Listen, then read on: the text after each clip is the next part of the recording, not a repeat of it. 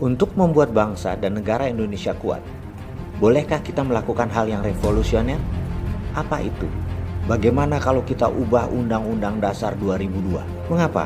Karena dalam Undang-Undang 2002, pengganti Undang-Undang 45, saya merasa parlemen menjadi lemah gara-gara Undang-Undang 2002. Pelemahan Undang-Undang 45 menjadi 2002 ini dosa siapa sih sebenarnya? Asli, suatu hari anak cucu kita pasti menghujat siapa yang merubah Undang-Undang 45 menjadi Undang-Undang 2002 ya dengan sangat tidak hati-hati karena membuat parlemen Indonesia menjadi lemah. Salah satunya apa yang membuat parlemen Indonesia menjadi lemah? Adalah keluarnya fraksi TNI Polri dari parlemen. Sudah mereka tidak boleh memilih, tidak terwakili lagi di dalam parlemen.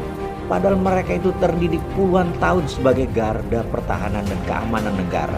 Jangan diragukan ke NKRI-an mereka. Tapi gak ada jatah tempat di parlemen coba. Harusnya 5% dari anggota parlemen adalah fraksi TNI Polri. Harus diadakan lagi. Jadi yang membuat undang-undang ada yang gak paham bela negara. Bayangkan, sebagai tambahan lagi, calon anggota DPR dan anggota DPR itu seharusnya wajib ikut Lemhanas sebelum dilantik selama 6 bulan kalau perlu Lemhanasnya. Kalau dari catatan undang-undang, ada lebih 100 undang-undang yang saat ini merugikan bangsa Indonesia. Karena keputusan parlemen yang lemah dalam 15 tahun terakhir ini, karena tidak ada fraksi TNI Polri-nya, tidak ngerti bela negara.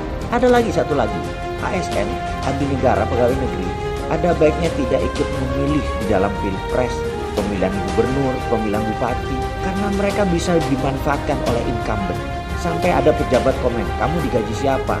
Misalnya memanfaatkan kesuperioritasannya pejabat daerah.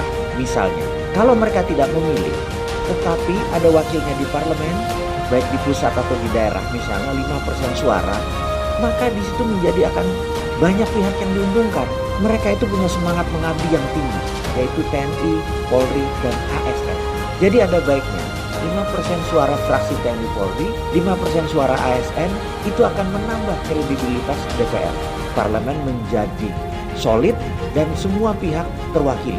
Jadi bagaimana kalau kita usulkan kita buat referendum untuk mengamen Undang-Undang 2002 menjadi undang-undang baru yang memasukkan fraksi TNI, Polri, dan ASN agar mereka terwakili di parlemen yang membuat parlemen Indonesia menjadi tangguh.